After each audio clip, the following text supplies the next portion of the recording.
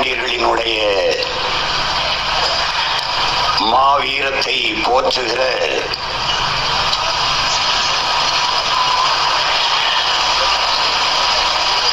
மாபெரும் பொதுக்கூட்டம் வரலாற்று சிறப்பு நிறைந்த இந்த திருவெரும்பூர் மண்ணிலே நடந்து கொண்டிருக்கிறது. உணர்வு எழுச்சியோடு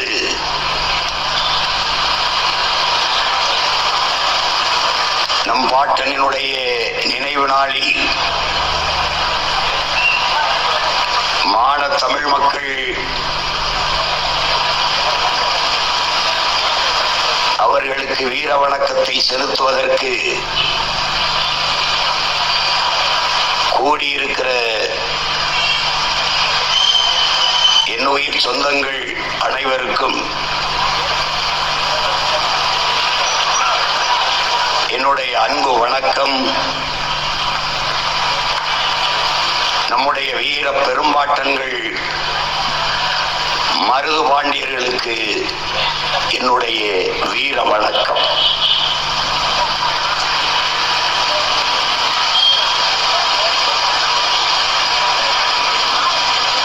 உலகெங்கிலும்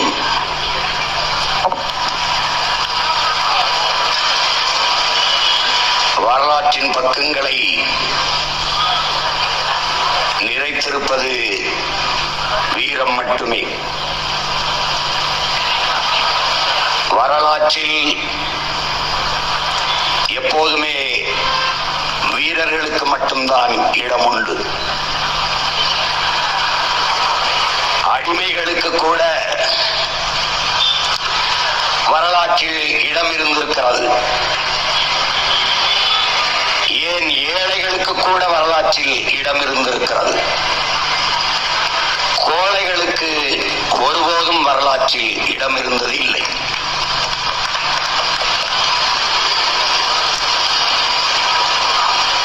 வீரமற்ற இனம், வீரர்களை பெற்றிருக்காத நிலம் உலகெங்கிலும் அடிமைப்பட்டுத்தான் வாழ்ந்தழிந்திருக்கிறது. அப்படி அடிமைப்பட்டு சிதைந்து என் இனம் என் நிலம் அழிந்து போய்விடக் கூடாது என்பதற்காக ஒரு வீர வரலாற்றை எங்கள் தாய் நிலத்தை தன் ரத்தத்தால் எழுதிய மாபெரும் வீர மறவர்கள் எங்களுடைய பாட்டனார்கள் மருது பாண்டியர்கள். அதனால் தான் ஒரே ரத்தம் அதே வீரம் என்று அந்த வீர மறவர்களின் புகழை நாங்கள் போற்றிக் கொண்டிருக்கிறோம்.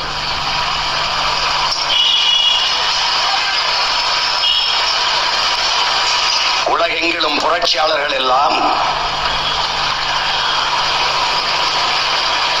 விடுதலை களத்தில் பாய்ந்த வேங்கைகள் எல்லாம் முன்வைத்த முழக்கங்கள்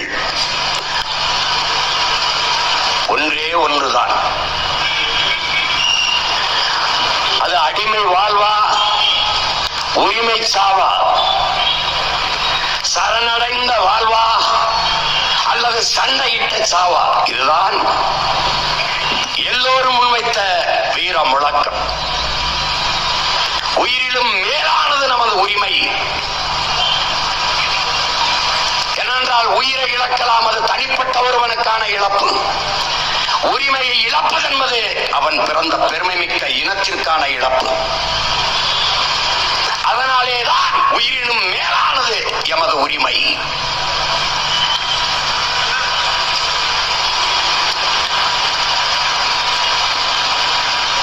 இங்கே மாவீரன் சுபாஷ் சந்திர போஸ் அவர்கள்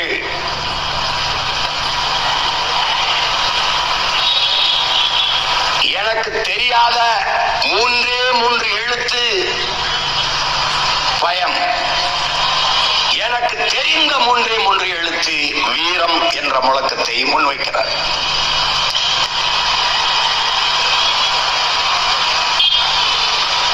அவருடைய நேர் பேர் வடிவாக இந்த நிலத்திலே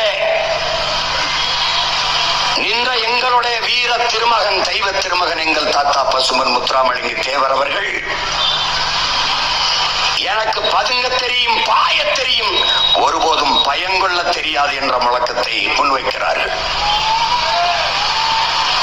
அதே வழியிலே வந்த எமது இன விடுதலைக்கு புரட்சிகர படையை கட்டி போராடிய வீரமரவன் எங்கள் உயிர் தலைவன் மேதகுவே பிரபாகரன் அவர்கள் அஞ்சுவதும் அடிவடிவதும் தமிழன் பரம்பரைக்கே கிடையாது என்ற முழக்கத்தை முன்வைக்கிறார். இது எல்லாவற்றுக்கும் முன்னவனாக எங்களுடைய வீரமரவர்கள், எங்கள் பாட்டன்கள், மருதுபாண்டியர்கள், மரணம் என்பது மனித வாழ்வில் ஒரு முறைதான், சாவது உறுதி, அது சத்தியம். ஆனால் போற உயிர் உரிமைக்காக போராடி போகட்டும். இதே முழக்கத்தை எங்கள் உயிர் தலைவன் வைக்கிறான். போராடினால் சாவோம், போராடாவிட்டாலும் சாவோம். ஆனால் போராடினால் ஒரு நாள் உரிமை பெற்று வாழ்வதற்கு வாய்ப்பு இருக்கிறது. அதனால் போராடி சாவோம். போராடினாலும் சாவோம், போராடாவிட்டாலும் சாவோம். ஆனால் போராடினால் ஒரு நாள் வாழ்வதற்கு வாய்ப்பு இருக்கிறதுனால போராடி சாவோம் என்ற வீர முழக்கத்தை முன்வைத்தார். அப்படித்தான் அந்நியன் ஆதிக்கத்தின் கீழே என் அன்னை தமிழகம் அடிமைப்பட்டு விடுமோ என்ற அச்சத்திலே என்னரும் மக்களே, அருமை வீரர்களே, வெகுண்டு திரண்டு வாருங்கள். சாவது ஒரு முறைதான், அது சாதாரணமாக இருக்கக்கூடாது, சரித்திரமாக இருக்க வேண்டும். அதனால் வாருங்கள். சூரியன் உள்ளளவும் சந்திரன் உள்ளளவும் உங்கள் பெயர் சரித்திரத்திலே நிலைத்திருக்கும்.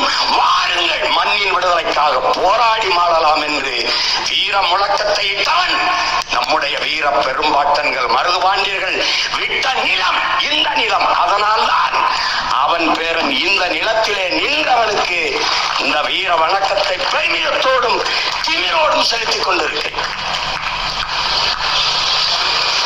உலகெங்கிலும் வீரம் ஏன் போற்றப்படுகிறது? ஏன்? யதார்த்த உலகிலே நாட்டின் முதலமைச்சர் வலிமைமிக்க அதிகாரத்தை கொண்டவர், நாட்டின் பிரதம அமைச்சர் வலிமைமிக்க அதிகாரத்தை கொண்டவர், நாட்டின் முதல் குடிமகன் பிரசிடென்ட் ஆஃப் இந்தியா ஜனாதிபதி வலிமைமிக்க அதிகாரத்தை கொண்டவர்கள். ஆனால் அவர்களுக்கு பாதுகாப்பு, அவர்கள் உயிரை பாதுகாப்பது பதவி அல்ல, வீரம் என்பதை என்னிலும் இளைய என் தம்பி தங்கைகள் புரிந்து கொள்ள வேண்டும். இசட்டு பிரிவு, ஒய் பிரிவு, பிளாக் கார்ட்ஸ் என்று வீரர்கள் சூழ்ச்சி ஆயுதத்தோடு நின்று உயர்ந்த பதவியில் இருப்பவர்கள் உயிரை பாதுகாக்க வேண்டிய தேவை இருக்கின்றார். நீ எந்த கொம்பனா இருந்தாலும் வீரன் தான் உன்னையே பாதுகாக்கிறார். அறிவில் சிறந்தவன் நம்முடைய ஐயா அப்துல் கலாம், அவருக்கும் வீரன் தான் பாதுகாப்பு. இந்தியாவிலே பெரும் பணக்காரர் அதானி அம்பானி, நீ எந்த கொம்பாலும் இரு, ஆனால் உன் உயிரை பாதுகாக்க கருப்பு உடையில் கையில் ஆயுதத்தோடு வீரன் சுத்தி நிற்க வேண்டியதற்கு காரணம் வீரம்தான் பாதுகாப்பு. அறிவோ செல்வமோ பதவியோ புகழோ, பாதுகாப்பு வீரம். 150 கோடி மக்கள் எல்லையில் நிற்பவன் 15 லட்சம் ராணுவ வீரர்கள் மட்டும்தான். அந்த வீரர்களின் வீரத்திலே இந்த நிலம் பாதுகாப்பாக இருக்கிறது என்றால் வீரம். அதனாலேதான் உலகெங்கிலும் வீரம் போற்றப்படுகிறது. படத்திலே பாய்ந்து வாய்ந்து 100 பேர் 200 பேர் வந்தாலும் அடித்து வீழ்த்துகிற கதாநாயகர்கள், உங்கள் தளபதி கதாநாயகர்கள் கூட எனக்கு பாதுகாப்புக்கு இசட்டு பிரிவு கொடுங்கள்,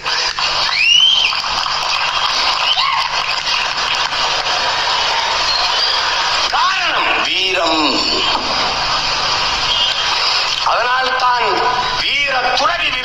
மருதுபாண்டியன் சொல்கிறான், வரலாறு வீரர்களுக்கானது, கோழைகளுக்கானது அல்ல என்கிறார்.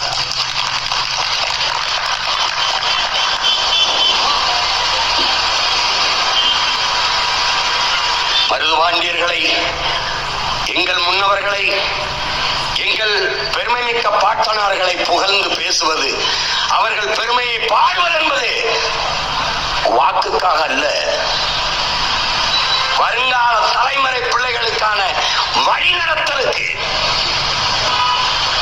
என் இனப்பெருமையை, என் முன்னோனின் பெருமையை பேசுவது என்பது பீற்றிக்கொள்ள அல்ல, எங்களை நாங்களே தேற்றிக்கொள்ள, நான் யார் என்பதை எனக்கு நானே சொல்லிக்கொள்ள, நான் எப்படிப்பட்ட வீரனின் பேரன் என்பதை நான் அறிந்து கொள்ள, எனக்கு பின்பு வருகிற என் தம்பி தங்கைகளுக்கு அறிந்து சொல்ல. அதற்காகத்தான் இது போன்ற நிகழ்வுகள்.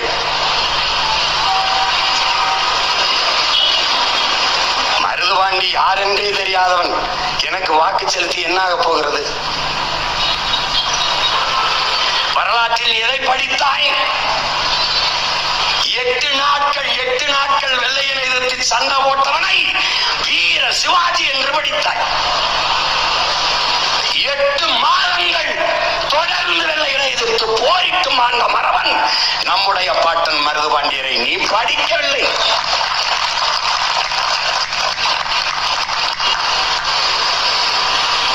அவன் வரலாற்றில் நேர் முன்னத்தியே சீமான் என்கிற இந்த சிவகங்கை பிறந்த எளிய மகனுக்கு அவன் பாட்ட நேர் முன்னத்தியே. எப்படி? இப்படித்தான் பிராமணர்கள், சத்திரியர்கள், வைசியர்கள், சூத்திரர்கள், முஸ்லிமான்கள் எல்லாம் பிளந்து பிரிந்து நின்றால் அடுத்தவன் அந்நியன் ஆட்சி எங்கே நிலவும்? அந்நியன் ஆட்சியிலே வாழ வேண்டிய அடிமை நிலை உருவாகும். அவன் முழக்கமிட்ட காலம் வெள்ளையன், அவன் பேரன். அதே கோரிக்கை முன்வைக்கிறேன். படையாட்சி பறையர் தேவர் தேவேந்திரர் என்று தமிழ் பேரினத்தில் பெருத்த தமிழ் சமூகங்கள் பிளந்து பிரிந்து நின்றால் அடுத்தவன் ஆட்சியின் கீழே அடிமையாக வாழ நேரிடும். அவன் முழக்க வைத்தது வெள்ளையன், நான் முழக்க வைக்கிற காலம் கொள்ளையன் காலத்தில். அதனாலே மாமன்னர்கள் மருதுபாண்டியரும் அவன் மண்ணின் பிள்ளை சீமானும் ஒரே நேர்கோட்டில் இருக்கிறோம்.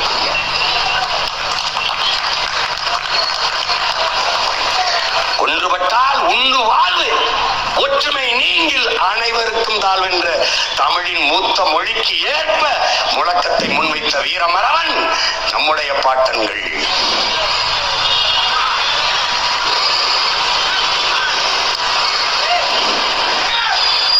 நன்கு கவனிச்சுக்க. நீ உலகெங்கும் தத்துவம் என்ன உனக்கு கற்பிக்கிறது?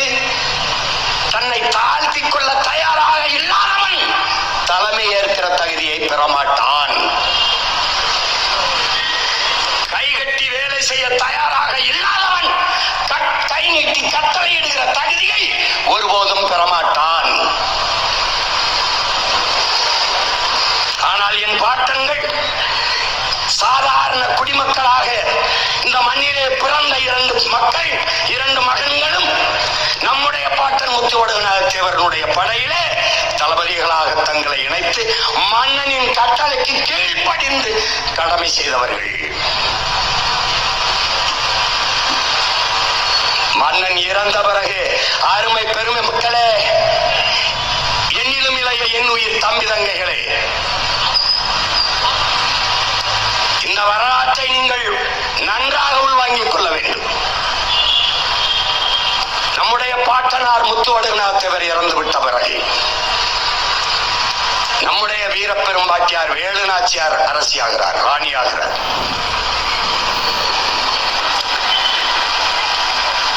நம் பாட்டிக்கு கீழே படை தளபதிகளாக நின்றவர்கள் நம்முடைய பாட்டன்கள் மருதுபாண்டியர்கள். 200 ஆண்டுகளுக்கு முன்பே நன்கு சிந்தித்து பாருங்கள். ஒரு விதவை பெண் கைம்பெண்ணின் தலைமையின் கீழே வீர மறவர்கள் நாம் தளபதியாக நின்று சண்டை செய்வதா என்று எனது பாட்டன்கள் எண்ணவில்லை. நாங்கள் தான் பெண்ணிய உரிமையை பெற்றுக் கொடுத்தோம், நாங்கள் தான் பெண்களை மதிக்க கற்றுக் கொடுத்தோம் என்று பீத்து திரிகிற திராவிட பதர்களே, 200-250 ஆண்டுகளுக்கு முன்பே என்னுடைய வீர பெரும்பாட்டி வேலு நாச்சியாரின் படையிலே தளபதிகளாக நின்று அந்த வீர மாதாவை கட்டளை ஏற்று களத்திலே பாய்ந்த மறவர்கள் எங்கள் பாட்டன்கள் மருதியவர்கள்.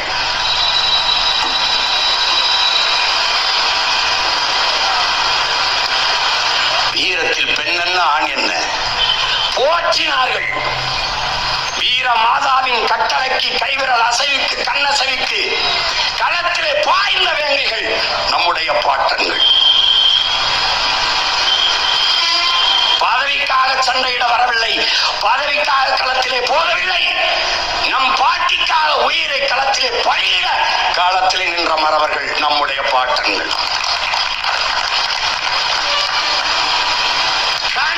கனவிலும் நினைத்து பார்த்திருக்க மாட்டார்கள் என் உடன் பிறந்தார்களே. ஒரு நாள் நம் வீர பெரும்பாட்டியார் இந்த தளபதி இருவரை சிவகங்கை மண்ணினுடைய மன்னர்களாக முடிசூட்டுவார் என்று கனவிலும் நினைத்து பார்த்திருக்க மாட்டார்கள்.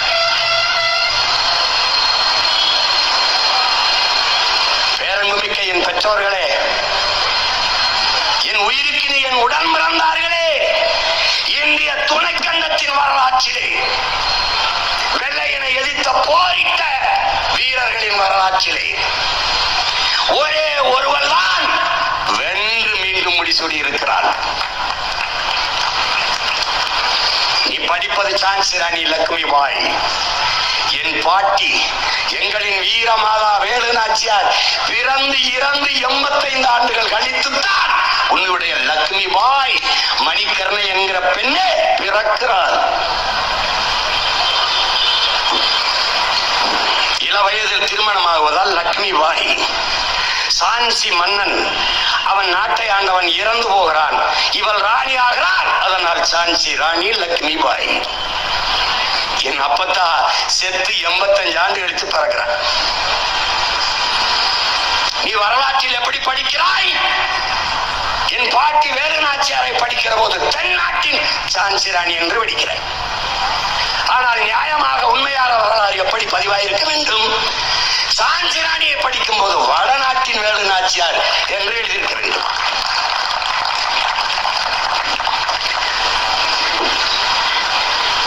என் பாட்டி தன் தாய் மண்ணை மீட்க போரிட்டால் சான்சி ராணி வளர்ப்பு மகளை முடிசூட உரிமை இல்லை என்பதற்காக போரிட்டார். எப்படி நீ வரலாற்றில் புறக்கணிக்கப்பட்டாய், நிராகரிக்கப்பட்டாய், மறக்கடிக்கப்பட்டாய். வரலாற்றில் தெளிவு பெறாத எந்த இனமும் எழுச்சி வர முடியாது. வரலாற்றை மறந்துவிட்ட இனம் சுடுகாட்டில் இறந்து கிடக்கிற பிணம் என்கிறான் ஹோசிமின். வரலாற்றை படிக்காதவன் ஒருபோதும் வரலாற்றை படைக்க முடியாது என்கிறார் ஹரிவாசன் அம்பேத்கர்.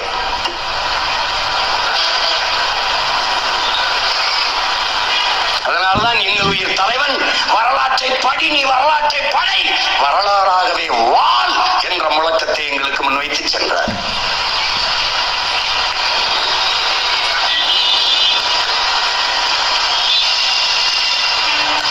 அப்ப எங்களுடைய வரலாறு என்ன? புறக்கணிக்கப்படுகிறது. அப்போது அண்ணல் அம்பேத்கர் என்ன சொல்கிறார் நமக்கு? வரலாற்றில் புறக்கணிக்கப்பட்ட இனத்தின் மக்கள் ஒரு நாள் தங்களுக்கான வரலாற்றை தாங்களே எழுதுவார்கள் என்கிறார். நாங்களே இப்போது என் இனத்தின் வரலாற்றை எழுதி கொண்டிருக்கிறோம். எது என் வரலாறு? எது? எங்கள் வீர பெரும்பாட்டன் தீரன் சின்னமலை தோற்றான் வெள்ளையனிடத்தில். என்னுடைய வீர பெரும்பாட்டன் பூலித்தவன் தோற்றான் வெள்ளையனிடத்திலே. என்னுடைய வீர பெரும்பாட்டன் அழகுமுத்துக்கோன் தோற்றான் வெள்ளையனிடத்திலே. இன்னொரு பாட்டன் மன்னர் வீரபாண்டியன் தோற்றான் கட்டபொம்மன் வெள்ளையனிடத்திலே. இந்திய நிலமமைக்கும் வெள்ளையனை எதிர்த்து போரிட்ட அத்தனை ஆண் மறவர்களும் தோற்றார்கள். ஆனால் ஒரே ஒரு நிலத்தில், ஒரே ஒரு களத்தில், நான் பிறந்த நிலத்தில் என்னுடைய பாட்டி வேலு அழகு நாச்சியார் மட்டும்தான் ஒரு வீர மங்கை மான மரத்தி அவள் ஒருத்திதான் நேரடியாக களத்திலே வெள்ளையனை பொருத்தி வீழ்த்தி வென்று மறுபடி முடிசூடினார். இதுதான் இந்திய துணைக்கண்டத்தின் ஒப்பற்ற வரலாறு. என் பாட்டியின் வெற்றிக்கு தோளுக்கு தோள் துணை நின்று அவருடைய வீர வரலாற்றை தன் வீரத்தாலும் ரத்தத்தாலும் எண்ணியவன் என் பாட்டன் மருதுபாண்டியர் என்பதை அறிவார்ந்த தமிழ் சமூக தமிழங்கிகள் மறந்துவிடக் கூடாது.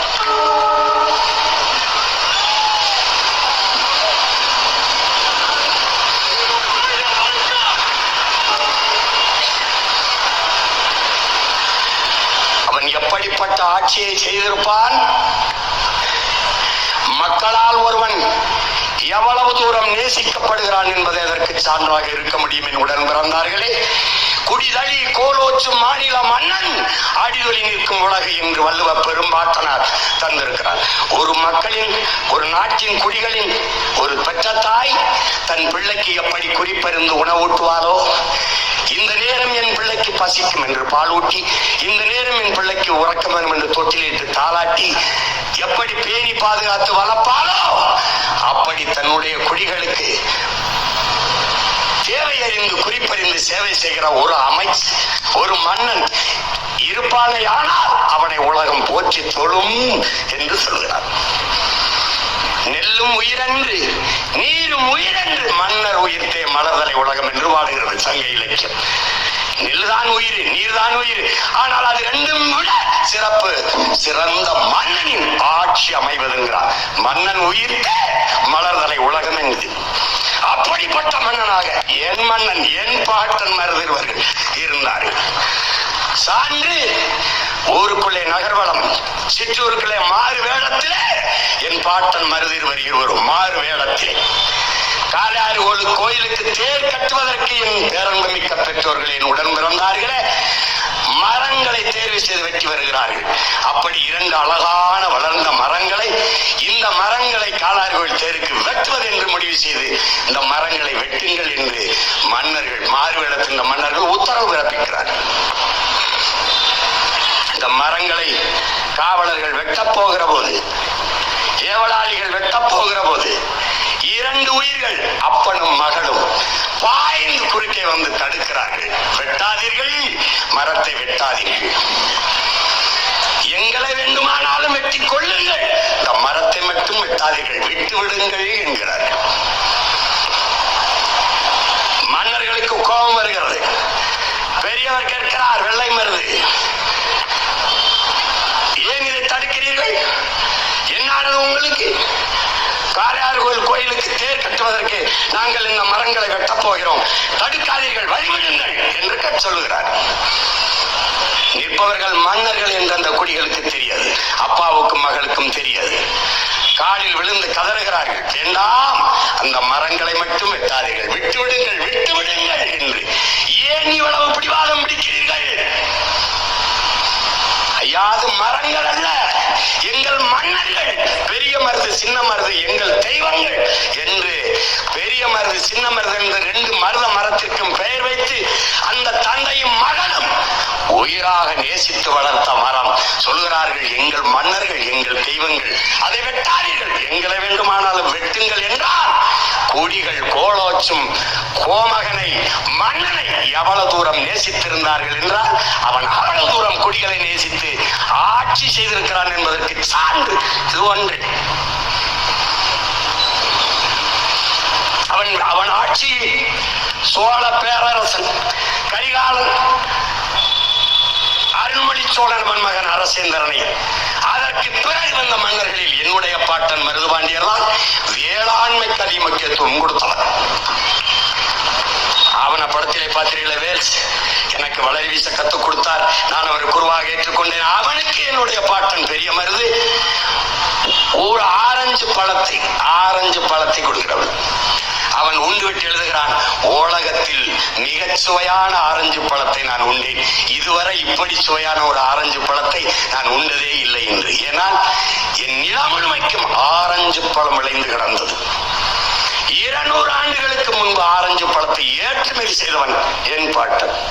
இன்றைக்கு அவன் பேரன் என் வீட்டை சுற்றி வெறும் வேலிக்கருவேல முள்ளாக இருக்கிறது என்றால் இந்த 200 ஆண்டுகளில் என்னடா நடந்தது? இதான் கேள்வி. வெறும் சீமக்கருவேலையும் இந்த தைல மரம்ங்கிற யூக்கலிப்டஸ் மரங்களையும் நச்சு செடிகளை என் நிலமந்தும் நட்டவன் எவன்? அவன் வேளாண்மைக்கு கொடுத்த முக்கியத்துவத்தினாலேயே அவன் படையை கிளப்பி வந்து கொண்டே இருக்கிறான். படை அவன் பிரகடனப்படுத்திய பேரறிவிப்பு செய்த அந்த சம்புத்தீவு போர் பிரகடனத்திற்கு பேரறிவிப்புக்கு பிறகு பல்லாயிரக்கணக்கான உழைக்கும் மக்கள், உழவர் குடி மக்கள், போர் பயிற்சி எடுத்திராத வீரர்கள், அவர்கள் பிறப்பிலேயே கிராமத்தான் சிலம்பு, வாழ்வீச்சு, மரம் ஏறுதல், நீச்சல் எல்லாம் வைத்திருப்பான். அப்படி உழவர் குடி உழைக்கும் வேளாண்குடி மக்கள் வாளும் வேலும் ஏந்தி அருவாலும் கம்பும் தூக்கிக் கொண்டு தங்களை சாரசாலையாக அணியணியாக நம் பாட்டனின் படையில் இணைத்து படையின் எண்ணிக்கையை பெருக்கினார்கள் என்றால் வேளாண் குடிகளுக்கு அவன் கொடுத்த முதன்மைத்துவம்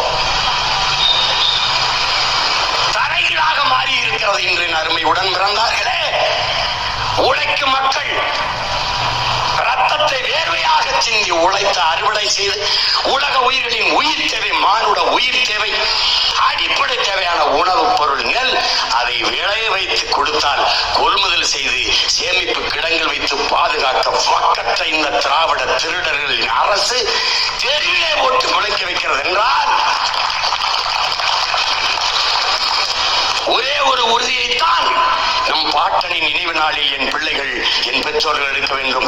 நம் உழைப்புக்கு மரியாதை இல்லாது உலக உணவு தேவைக்கு பசி போக்குற அந்த நெல்லை தெருவில் போட்டது போல ஒரு நாள் இவர்களை நாம் தெருவில் போட வேண்டும் என்கிற உறுதியை நாம் ஏற்க வேண்டும். வாக்கு செலுத்துகிறது ஒரு வரிசையில் நின்று தெருவில் நின்று வாக்கு செலுத்துகிறீர்களே, அப்படி நெல் மூட்டைகள் தெருவில் கிடந்து மழையில் நனைந்து முளைத்ததை ஒரு தடவை நீங்கள் நினைத்து பார்க்க வேண்டும். விஷம், சாராயம், அந்த நஞ்சை விற்கிறார்கள் அரசு. பாருங்கள், 790 கோடிக்கு ஒரே நாளில் குடித்திருக்கிறார். தீபாவளி அன்று ஒரே நாளில் 790 கோடி. அடுத்த கேள்வி என்ன வருகிறது? ஒரு நாளில் 290 கோடிக்கு குடிக்கிற அளவுக்கு பணம் வைத்திருப்பவனுக்கு எதற்காக இலவசம் என்ற கேள்வி வருமா வராது?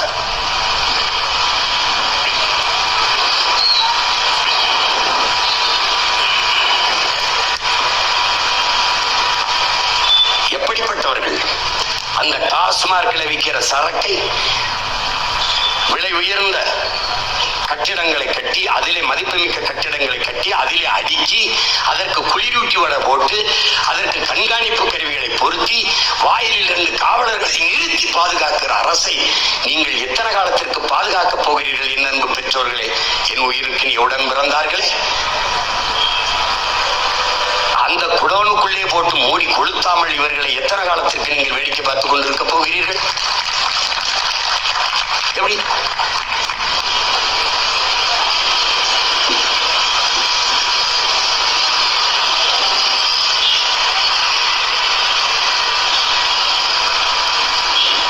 பரம்பரை வீரத்தை போற்றுவதால் வீரமிக்க, எழுச்சிமிக்க, போர்க்குணமிக்க ஒரு தலைமுறை உருவாகும். தமிழன் அடிமையானதற்கு பெருங்காரணமே போர்க்குணமற்றது.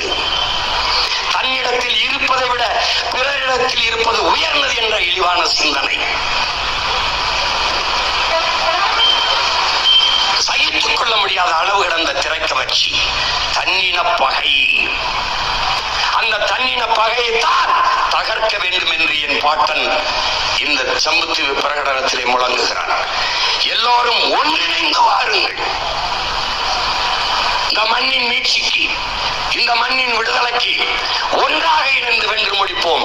பிறகு ஒற்றுமையாக மகிழ்ச்சியாக வாழ்வோம், வாருங்கள் என்கிறார். அதைத்தான் உங்கள் பிள்ளைன்னு சொல்கிறேன்.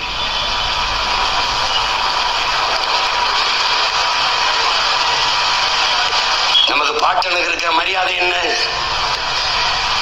100-150 கோடியில் உலக புகழ்பெற்ற கடற்கரையிலே 2 ஏக்கரில் சமாதி கட்டி படுத்திருக்கிறார்கள் இவர்கள். அவர்கள் சாதனை என்ன? என்ன செய்தார்கள்? என்ன செய்தார்கள்? ஆனால் நம் பாட்டனின் ஆண்டுதோறும் நினைவிடத்தில் போய் வணக்கம் செலுத்துவது வழி வருகிறதே. ஒரு நெருக்கமான சந்திலே தூக்கில் விடுவதற்கு முன்பு நம்முடைய வீர பெரும்பாட்டன் பெரிய மருதவர்கள் என்னுடைய தலையை வெட்டி கொண்டு போய் காளையார் கோயிலுக்கு முன்பு அடக்கம் செய்யுங்கள் என்கிறார். அங்கே அடக்கம் செய்யப்பட்ட அந்த வீர மறவனின் தலை அடக்கம் செய்யப்பட்ட இடத்தில் தான் நாம் ஒவ்வொரு ஆண்டும் வணக்கம் செலுத்துகிறோம். ஒரு மரப்பாச்சி பொம்மை தண்டி ஒரு சிலைக்கு.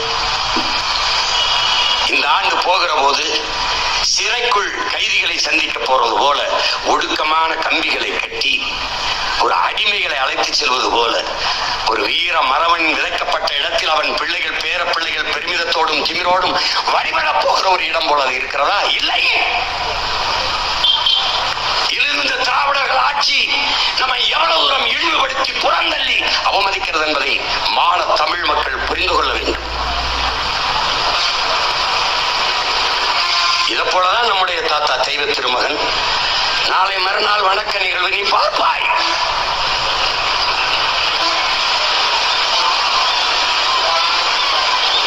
இந்த மண்ணின் மக்கள் பெரிதும் போற்றி வழிபடுகிற ஒரு தெய்வம் அங்கே உறங்கிக் கொண்டிருக்கிறது. அந்த கோயிலில் சென்று வழிபடுகிற இடத்தில் எதற்கு எல்லா கட்சி கொடிகளும் நடப்படுகிறது? கட்சி மாநாடா, கட்சி கூட்டமா, அல்லது தெய்வ வழிபாடா? மான தமிழ் மக்களே, இந்த கேள்வி உங்களுக்கு எழுமானால் நீங்கள் என்னுடன் பிறந்தவர்கள், ஒரே ரத்தம் அதே வீரம். எதற்காக கொடி? எல்லா கட்சி கொடிகளையும் எதற்காக அங்கே நடுகிறீர்கள்? ஆற்றிலே அழகர் என்கிற பெருவிழாவில் நீங்கள் உங்கள் கட்சி கொடிகளை நடுவீர்களா? திருச்செந்தூரில் நடக்கிற அந்த முருகனுடைய திருவிழாவிற்கு நீங்கள் உங்கள் கட்சி கொடிகளை நடுவீர்களா? எதற்காக என் தாத்தனின் கோயிலே போய் நீங்கள் அவர் வழிபாட்டு தலத்திலே உங்கள் கட்சி கொடிகளை நடுகிறீர்கள்? உங்கள் கட்சி கூட்டமா, உங்கள் கட்சிகளின் மாநாடா? எதற்காக? எதற்காக? எவ்வளவு தூரம் அவமதிக்கிறார்கள் என்பதை அறிவார்ந்த தமிழ் சமூக பிள்ளைகள் சிந்திச்சு பார்க்கணும். முன்பு எப்போதும் இல்லாத வழக்கம், இரு பக்கமும் வாழை தாரோடு வாழை மரத்தை வெட்டி வெட்டி 10-20 ஏக்கர் நிலங்களில் இருந்து வெட்டி வெட்டி வந்து நட்டு வைக்கிறார்கள். கரும்பை, விலை உயர்ந்த உணவு பண்டத்தை, கரும்பை அடுக்கடுக்காக அப்படியே நட்டு வைக்கிறார்கள். யாரை வரவேற்க? யாரை வரவேற்க? இந்த அற்ப திருட்டு திராவிட பதர்களை வரவேற்க இந்த வாழையும் கரும்பும் இருக்கிறதா? நீ இந்த மண்ணின் உழவர் குடிக்கு கொடுக்கிற மதிப்பு இதுதானா? வேளாண்மையை, வேளாண் குடிமக்களை போற்றுவது இதுதானா? உன் உழைப்பை எப்படி வீதியிலே போடுகிறேன் பார் என்று காட்ட நினைக்கிறாயா, விரும்புகிறாயா? இந்த முறையும் பார், கடந்த முறை காணொலியில் பார், எல்லா கட்சி கொடிகளும் கீழே வாழை மரம், கீழே கரும்பு. வழிபட்டு திரும்புகிற போது என் மக்கள் அந்த வாழை தாரை பிப்பதும் கரும்புகளை அத்துக்கொண்டு போவதும் அவமானமாக இருக்கிறது. பார்க்க தன்மானமிக்க தமிழ் பிள்ளைகளின் நெஞ்சு பதறுகிறது.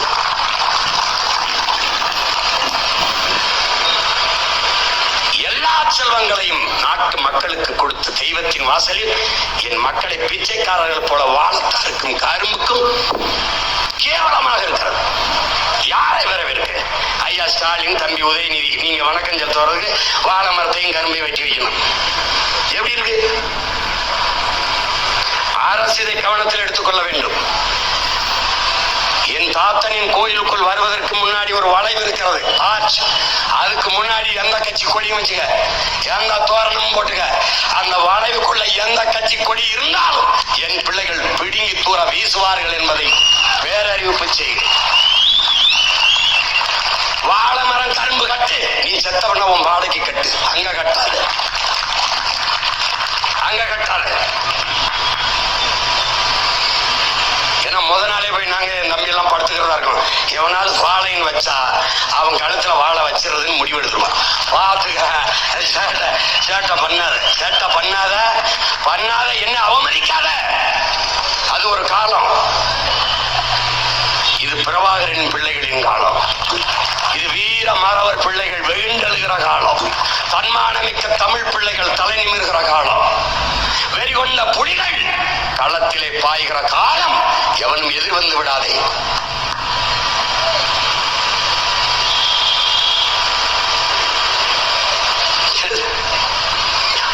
நம் பாட்டனும் பாட்டியும் நமது முன்னவர்கள், இங்கே வணக்கம் செலுத்திய நமது முன்னவர்கள் வீர பெரும்பாட்டன் தீரன், சிவத்தையா தம்பி முத்துக்கருப்பத்தேவர், ஊமத்துறை, கேரள வர்மா, பழசி ராஜா, அந்த தூந்தா ஜிவாக், அங்கே நம்முடைய வீர பெரும்பாட்டன் விருப்பாச்சி கோபால் நாயக்கர், அங்கே மயிலப்பன் சேர்வை, இவர்கள் எல்லாம் போரிட்ட காலம் இன்னும் அப்படியே இருக்கிறது. அந்த ரத்தம் இன்னும் ஈரம் காயாமல் இருக்கிறது. அவர்கள் விட்டு சென்ற வீர மூச்சு காற்று நம்மை சுற்றி சுற்றி சுழன்று வருகிறது. அந்த மூச்சு காற்றை சுவாசிக்கிற நாம் நீமிருந்து வெகுண்டு எழ வேண்டியிருக்கிறது. காலம் அப்படியே இருக்கிறது. அந்த தேவை அப்படியே இருக்கிறது. அந்த போர் அவசியப்படுகிறது. அன்னைக்கு நமது பாட்டன்கள் களத்திலே வாழும் வேலும் ஏந்தி நின்றார்கள். நாம் அதனினும் வலிமையான சொல்லாயுதம் ஏந்தி களத்திலே நிற்க வேண்டியது இருக்கிறது. அறிவாயுதம் ஏந்தி களத்திலே நிற்க வேண்டியிருக்கிறது. அன்னைக்கு வெள்ளை ஆகாதிபத்தியம் தான், இன்னைக்கும் அதே வெள்ளையே அந்நிய ஆதிக்கம் தான். அன்னைக்கு ஒருவன் மட்டும் வர்த்தகம் செய்ய வந்தான், கப்பலிலே வந்தான். அவனை விரட்டி அடிப்பது, அவனை நாட்டை விட்டு துரத்துவிடுவது விடுதலை போராட்டம் என்றார்கள். அவர்களை விரட்டி விட்டதை சுதந்திரம் என்றார்கள். ஆனால் விடுதலை பெற்ற இந்த நாட்டில் ஒரு ஆண்டுக்கு ஒரு நாட்டிற்கு அடிமையாக இருந்த என்னிடம் உலகில் எல்லா நாட்டுக்கும் அடிமையாக இருக்க துடிக்கிறது. கப்பலிலே வந்தவனை விரட்டிவிட்டு வானூர்தியில் வருபவனை சிவப்பு கம்பளம் விரித்து வரவேற்பதை வளர்ச்சி என்று என் நாடு எனக்கு சொல்லிக் கொடுக்கிறது.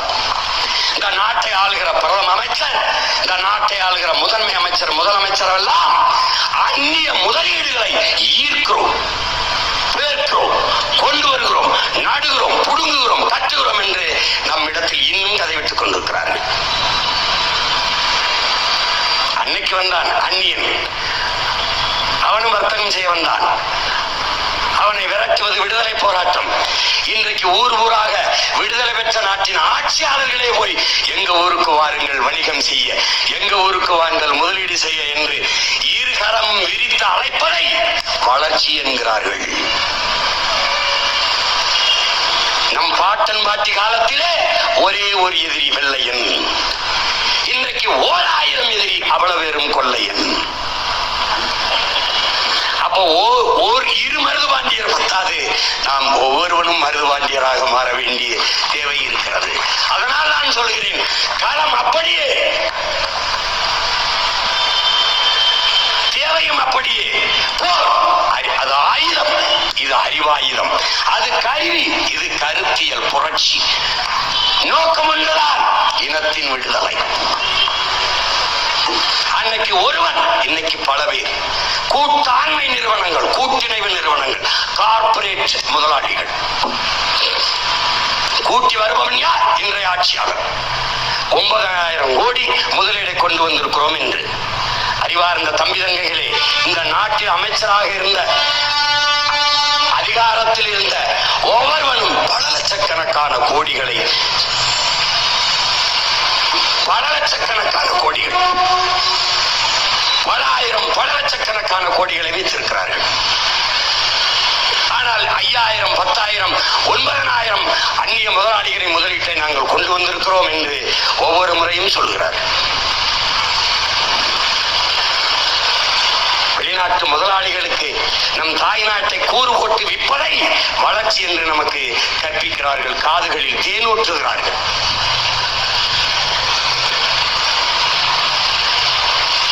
அதை இளைய தலைமுறை தமிழ் பிள்ளைகள் உணர்ந்து தெளிந்து எழ வேண்டும் என்பதுதான் இந்த வீர பெரும்பாட்டனின் வணக்கத்தை போற்றுகிற நாளிலே நீங்கள் அறிய வேண்டிய செய்தி.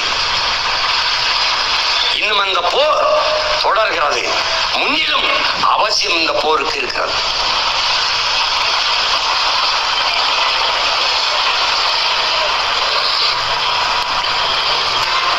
நாமும் நம்முடைய பாட்டனை போல ஒரு பிரகடனத்தை செய்ய வேண்டியிருக்கிறது. இங்கே பார்க்கிறீர்கள், அண்மை காலமாக யார் யாரோ தளபதி தளபதி தளபதி என்று போட்டுக் கொள்வதை பார்க்கிறீர்கள். ஐயா ஸ்டாலின் ஒரு தளபதி, எந்த படைக்கு தெரியாது. என் தம்பி ஒரு தளபதி, அவர் எந்த படைக்கு தெரியாது. தளபதி பயந்து கதவு வீட்டுக்குள்ளே படுத்து கிடக்கிற தளபதி உலகத்திலே கிடையாது. என் அன்னையினத்தின் விடுதலைக்காக 6 படை வான்படை, கடற்படை, கரும்புலிப்படை, காவல் படை, காலாட்படை, இப்படி 6 படைகளை கட்டி போராடிய புரட்சியாளன் எங்கள் உயிர் தலைவன் பிரபாகரன் கூட தளபதி என்று போட்டுக் கொள்வதில்லை. தளபதி என்றால் யார்? என் அன்னை மடியில் அழையலான் தலை வைத்து படுப்பதா? என் அன்னை தமிழகத்தில் அந்நியன் ஆதிக்கம் வருவதா என்று வேல் வேல் வெற்றிவேல் என்று போர் போர் என்று தினவெடுத்து தோள்கள் தெரிந்த மறவர்கள் பிறந்த மண்ணிலே என் பாட்டன்கள் மருதிருவர்கள் எங்களின் வீர மாதா வீர பெரும்பாட்டி வேலு நாச்சியாரின் படையின் கீழே நின்று போரிட்டு நிலத்தை வென்றது. அந்த வரலாற்றில் என் பாட்டன்கள் தளபதி. தளபதி என்றால் அவர்கள் தளபதி. இன்னொரு வீர பெரும்பாட்டன் தீரன் சின்னமலைக்கு பொல்லான் கருப்பன் சேர்வை குணாளன் நாடாரும் இந்த 3 மாணவர்களும் வீரப்பாட்டன் தீரனுக்கு தோளுக்கு துணை நின்றார்கள் களத்திலே. அவர்கள் தளபதி. பாட்டன் கட்டபொம்மனுக்கு 2 தன்மானமிக்க தமிழ் தளபதிகள். ஒரு பாட்டன் வெள்ளையத்தேவன், இன்னொரு பாட்டன் சுந்தரலிங்க குடும்பனார். 2 பேரும் களத்திலே. தளபதி என்றால் எப்படி தளபதி?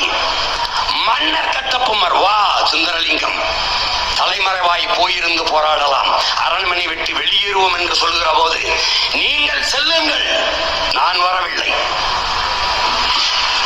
வெள்ளையன் என்னையை தாண்டித்தான் இந்த கோட்டையை தொட முடியும், என்னை தாண்டித்தான் இந்த கோட்டையை அவன் தொட முடியும், தொட வேண்டும் என்று ஒற்றை மகனாக கோட்டை வாசலில் நின்று 8 நாட்கள் வெள்ளைய ராணுவத்தை எதிர்த்து போரிட்டவன் நம்முடைய பாட்டன் சுந்தரலிங்க குடும்பனார். அவன் தளபதி. அவனுக்கு வேறு தளபதி.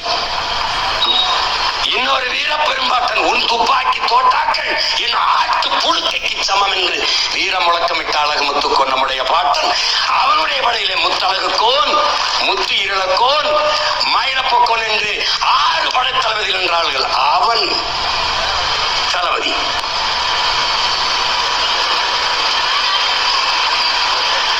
முதலாக வெள்ளையனை எதிர்த்து வீரப்போர் புரிந்து களத்திலே பாய்ந்த மானமரவன் நம்முடைய பாட்டன் பூலித்தேவன்.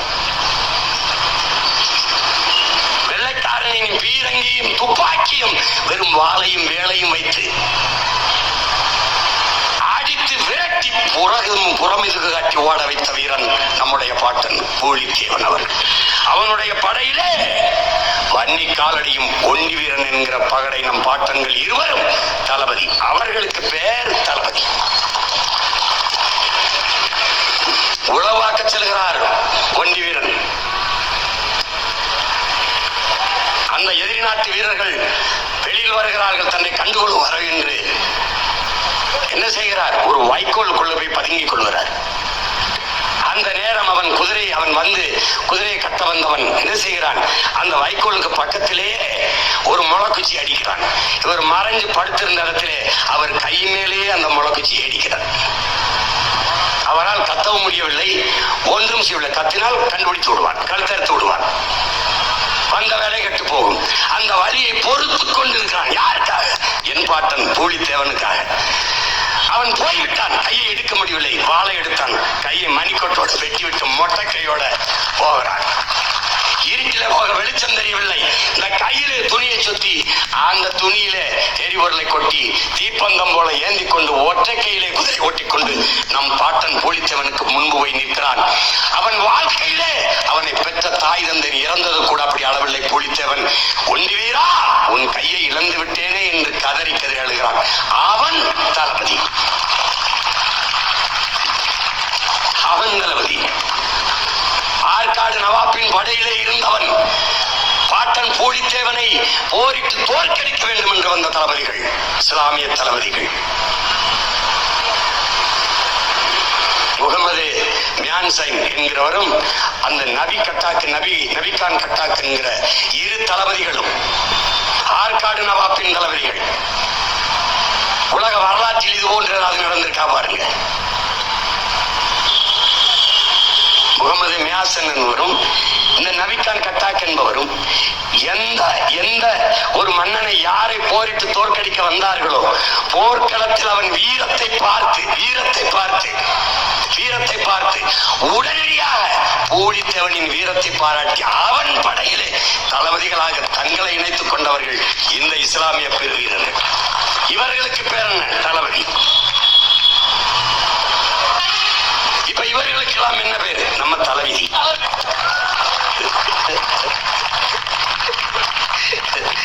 என்னடா செஞ்சீங்க தளபதி? எந்த படைக்குடா தளபதி? சொரி சரங்கு படைக்கு தளபதியாடா? கால கொடுமடா. இந்த புரட்சிங்கிறதும் இந்த தளபதிங்கிற வார்த்தையும் இந்த தமிழ்நாட்டில் சிக்கிக்கிட்டு சாவது மாதிரி உலகத்துல எந்த நாட்டிலையும் அவ்வளவு கிடையாது. யாரு? லெனினும் புரட்சியாளன், ஸ்டாலினும் புரட்சியாளன், எப்படி இருக்கு? மாசத்துங்கும் புரட்சியாளன், பிடல் காஸ்ட்ரோவும் புரட்சியாளன், சேகுவராவும் புரட்சியாளன், ஹோசிமினும் புரட்சியாளன், சுபாஷ் சந்திர போஸும் புரட்சியாளன், பகத்சிங்கும் புரட்சியாளன், என் தலைவன் பிரபாகரனும் புரட்சியாளன், இந்த பதர்களும் புரட்சியாளன். இந்த புரட்சிங்கிற சொல்லுக்கு வந்த வறட்சி இருக்கிற உலகமாக கொடுமை. தமிழ் இன மக்கள் தங்கள் இன வரலாற்று இன பெருமையை உணரல. பிரச்சனை தான். பேர் அறிஞர்கள் ஞானிகள் பிறந்த நிலம். அவன் வெறும் வீரன் அல்ல. வீரன் என்பவன் தன்னை காக்க, தன் பெண்ணை காக்க, தன் வீட்டை காக்க போராடுகிறவன் வீரன். அதுபோல தான் பிறந்த மண்ணை காக்க, தான் பிறந்த பெருமை மிக்க நாட்டை காக்க போராடுகிறவன் மாவீரன். அப்படி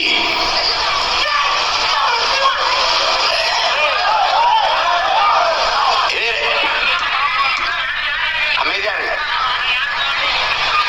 பாப்பா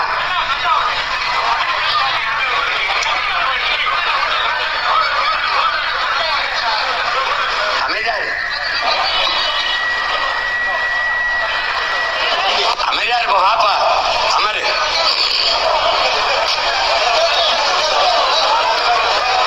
நீ அமைதியா இருப்பா.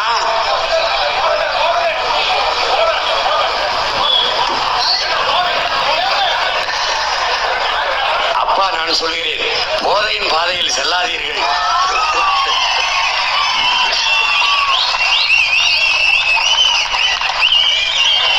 போதையின் பாதையில் செல்லாதீர்கள்.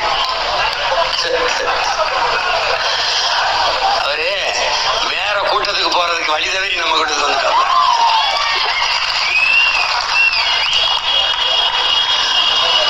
வாங்க அமருங்க தம்பி.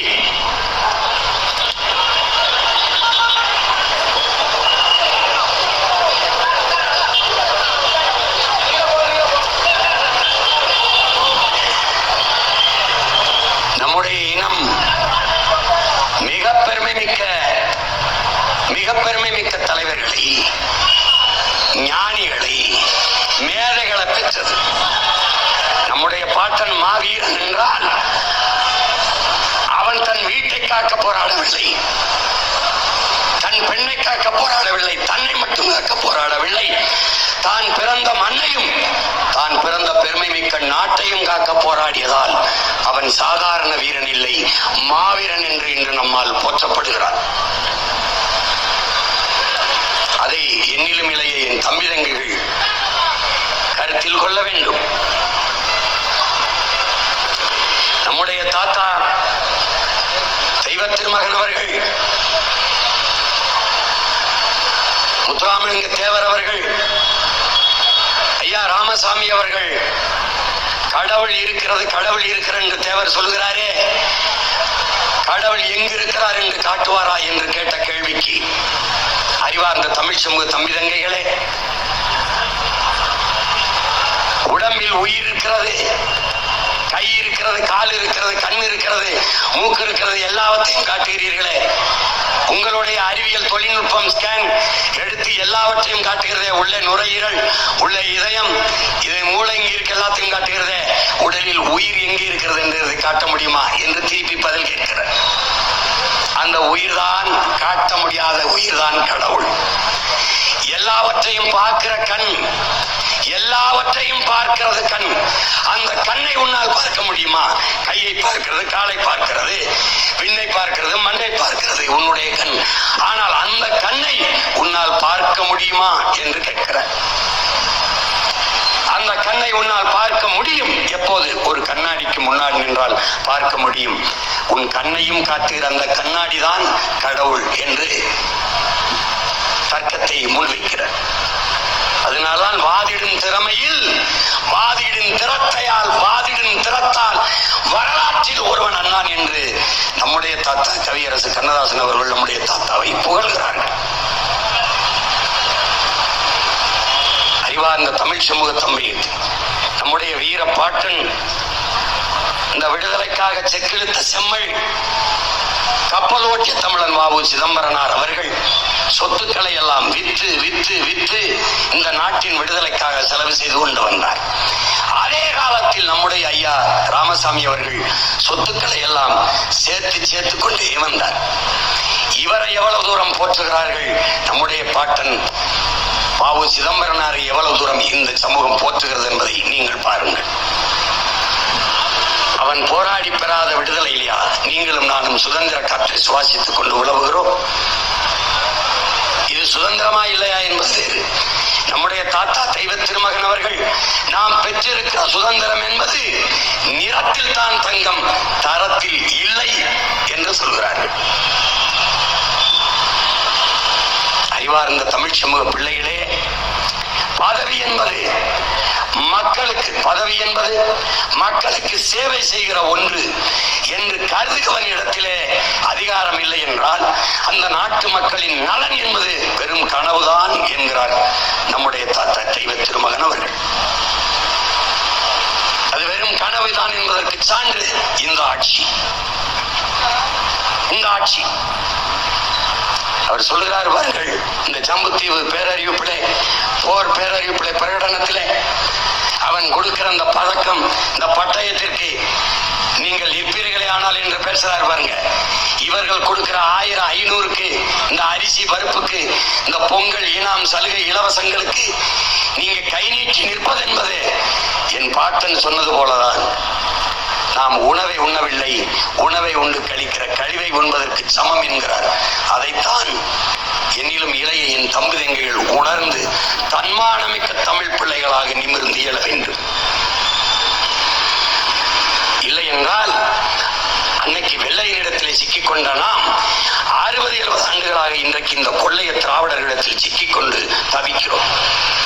உணர்வை இழந்ததால் உரிமை இழந்து, உடைமைகளை இழந்து அன்னை நிலத்திலே அடிமைப்பட்டு கிடக்கிறோம் என்பதை அறிவார்ந்த தமிழ் சமூக தம்பிதங்கைகள் உணர்ந்து தெளிய வேண்டும். இன்றைக்கு நம்முடைய பாட்டனார் மாவீரர்கள் மருதுபாண்டியர்கள் எந்த நிலத்திலே போர் பேரறிப்பை, போர் பிரகடனத்தை, இந்த ஜம்புத்தீவு பிரகடனத்தை இந்த நிலத்திலே செய்தார்களோ அதே நிலத்திலே அவன் பேரன் சீமான் இந்த நிலத்திலே ஒரு பிரகடனத்தை செய்கிறேன். பிப்ரவரி 7ஆம் தேதி இதே நிலத்தில், நம் பாட்டன் நின்று உலாவிய நிலத்தில், அவன் கால்பட்ட களத்தில், அவன் மூச்சு காற்று சுற்றி சுழல்கிற இந்த நிலத்தில் மாபெரும் மாநாடு, மாற்றத்தை விரும்பும் மக்களின் மாநாட்டை நடத்துகிறோம். இது நம் இனத்தின் திருவிழா. எல்லோரும் கூடுவோம், குடும்பம் குடும்பமாய் கூடுவோம், கொடிய அரசியலை மூடுவோம். இது கொள்கை மறவர்களின் கூட்டம்.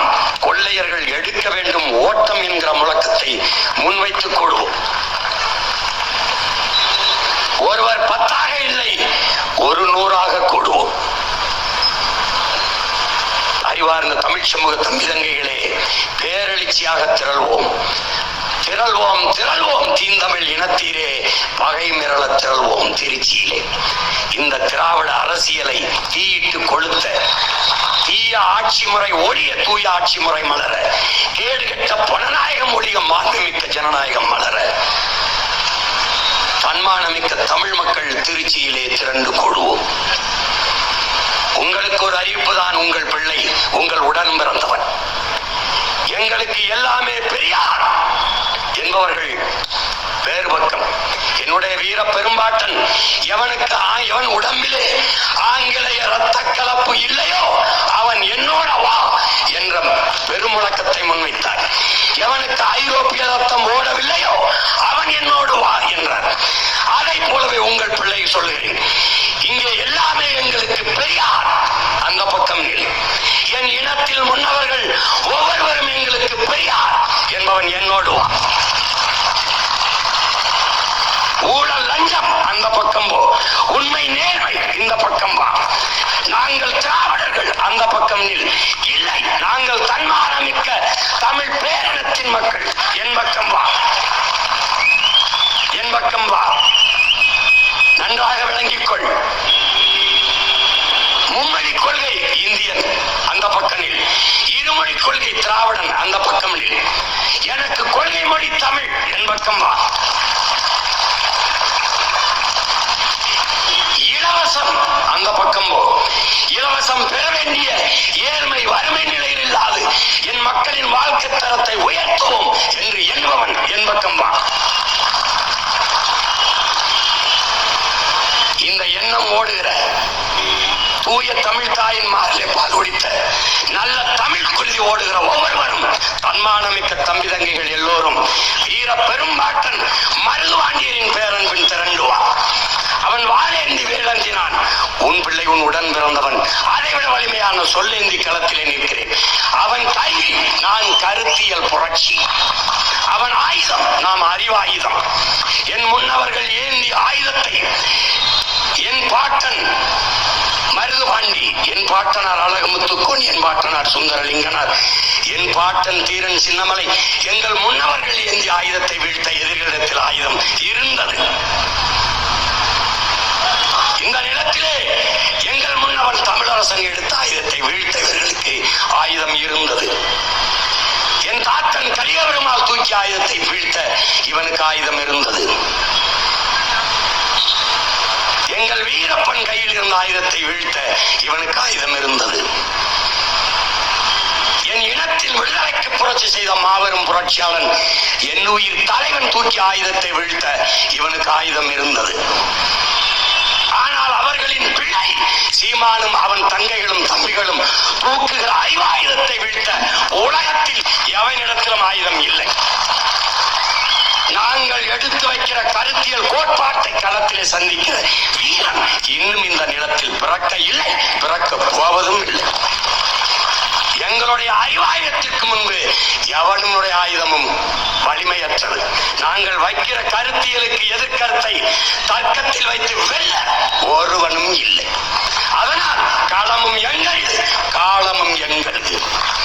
அதனால்தான் 2026 படைப்போம் புதிய அரசியல் வரலாறு என்ற முழக்கத்தில் புரட்சி என்பது ஒரு தலைகள் மாற்றம், மாற்றம் என்பது மானுட தத்துவம். மாறாது என்ற சொல்லை தவிர மற்ற அனைத்தும் மாறிவிடும். நாங்கள் மாறுவோம், மாற்றுவோம். மாற்றம் என்பது சொல் அல்ல, செயல். அதனால்தான் இது மாற்றத்தை விரும்பும் மக்களின் மாநாடு என்று பிப்ரவரி 7ஆம் தேதி திருச்சியிலே நாங்கள் கூடுகிறோம். அந்த கூட்டத்திலே 234 வேட்பாளர்களையும் வீரமிக்க, உண்மையும் நேர்மையுமான வலிமை மிக்க வீர விதைகளை இந்த களத்திலே பிரபாகரின் மகன் விதைக்கிறார். 117 பெண்கள், 117 ஆண்கள். அதிலே 100க்கும் மேற்பட்ட பிள்ளைகள், இளைய பிள்ளைகள், 25 வயதிலிருந்து 30 வயதுக்கு உட்பட்ட இளைய பிள்ளைகள். எங்களுக்கும் பின்னே இந்த இனமான போர்ப்படையை எழுச்சி வலிமை மிக்க படையாக வழிநடத்தக்கூடிய இளைய பிள்ளைகளிடத்திலே இந்த படை, இளையோர் கூட்டம் தலைமை ஏற்கும் படையே புரட்சி படை. அப்படிப்பட்ட படை நாங்கள் அறிவிக்க இருக்கிறோம். ஒடுக்கப்பட்ட, நிராகரிக்கப்பட்ட தமிழ் சமூகங்களுக்கு களத்திலே வாய்ப்பு. ஒவ்வொருவரும் நன்கு கற்று அறிந்த அரசியல் ஞானிகள் போல களத்திலே நிற்பார்கள். அப்படி வீரியமிக்க விதைகளை இந்த களத்திலே விதைக்கிறோம். அறிவார்ந்த தமிழ் சமூக மக்கள், உங்கள் பிள்ளைகள் உங்களுக்காக இவர்கள் சொல்லுகிறார்கள், திமுக சொல்கிறது பிஜேபியை வரவிடக்கூடாது, வளரவிடக்கூடாது, எல்லோரும் எங்கள் பின்னாடி வாருங்கள், எல்லோரும் வாருங்கள் என்கிறார்கள். அதிமுக சொல்கிறது திமுக ஆட்சியை ஒழிக்க வேண்டும், அப்புறப்படுத்த வேண்டும், எங்களோடு வாருங்கள் என்கிறார்கள். உங்கள் பிள்ளைகள் நாங்கள் சொல்கிறோம் இவர்கள் எல்லோரையும் ஒழிக்க வேண்டும், நாங்கள் உங்களோடு வருகிறோம், எங்களோடு வாருங்கள். அவர்கள் சொல்கிறார்கள் நாமெல்லாம் ஒன்னா நிற்போம் பிஜேபி வீழ்த்த, நாமெல்லாம் ஒன்னா நிற்போம் திமுக வீழ்த்த. நான் சொல்லுகிறேன் நாங்கெல்லாம் ஒன்னா நிற்கிறோம் உங்க எல்லாரையும் வீழ்த்த.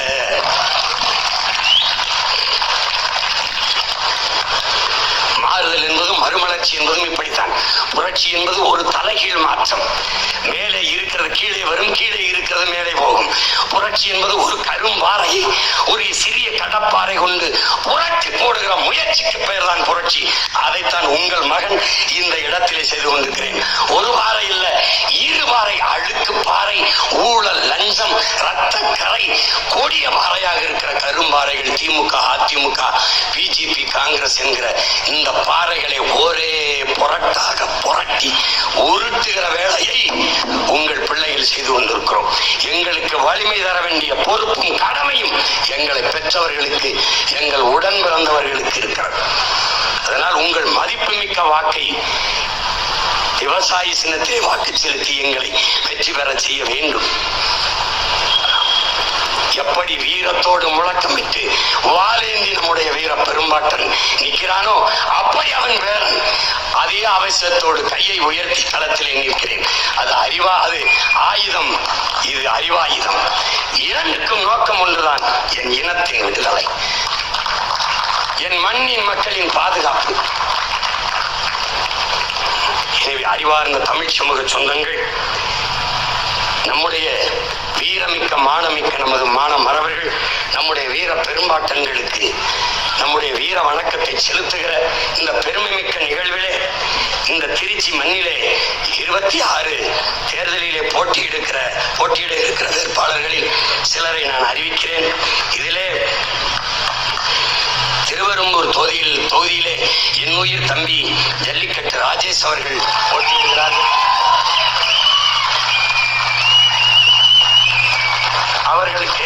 அவர்களுக்கு விவசாயி சின்னத்திலே வாக்கு செலுத்தி வெற்றி பெற செய்யுங்கள். என் தம்பியின் வெற்றி அல்ல, என் வெற்றி அல்ல, உங்களின் வெற்றி, நம் இனத்தின் வெற்றி, நம் மண்ணின் வெற்றி. அடுத்ததாக மண்ணச்சநல்லூர் தொகுதியிலே என் அன்பு மகள் பேராசிரியர் தேன்மொழி அவர்களை களத்திலே நிறுத்துகிறேன். என் அன்பு மகளுக்கு விவசாயி சின்னத்திலே வாக்கு செலுத்தி வெற்றி பெற செய்ய வேண்டும் என்று அன்போடு வேண்டுகிறேன். லால்குடி தொகுதியிலே என் அன்பு இளவல் வழக்கறிஞர் மதன் அவர்களை வேட்பாளராக களத்திலே நிறுத்துகிறேன். இவர்களை வெற்றி பெற செய்து வீரமிக்க மான மறவர்கள் நம்முடைய பாட்டனார்களுக்கு இந்த வீர வணக்கம் செலுத்துகிற நாளில் நீங்கள் உறுதியேற்றுக் கொள்ள வேண்டும். எந்த போருக்கு பேரழைப்பு கொடுத்தானோ நம்முடைய பாட்டன், அதே போர் இன்னும் தேவைப்படுகிறது. அந்த காலம் அப்படியே மிச்சம் இருக்கிறது. அவன் பேரன் இன்று உங்களுக்கு பேரலை கொடுக்கிறேன். வாருங்கள், எல்லோரும் ஒன்றிணைந்து இந்த தீய திராவிட ஆட்சியாளர்களை வீழ்த்துவோம். புரட்சி எப்போதும் வெல்லும். நாளை நமது வெற்றி அதை சொல்லும். நம் இலக்கு ஒன்றுதான், இனத்தின் விடுதலை. இனம் ஒன்றாவோம், இலக்கை வென்றாவோம். தமிழ் தாய் வாழ்க, தலைவர் பிரபாகரன் வாழ்க. வீரமிக்க மானமிக்க வீரமரவர்கள் நம்முடைய பாட்டன் மருது பாண்டியர்களுக்கு அவன் பேரன் பெருமிதத்தோடும் திமிரோடும் என்னுடைய வீர வணக்கத்தை செலுத்துகிறேன். வீர வணக்கம், வீர வணக்கம்.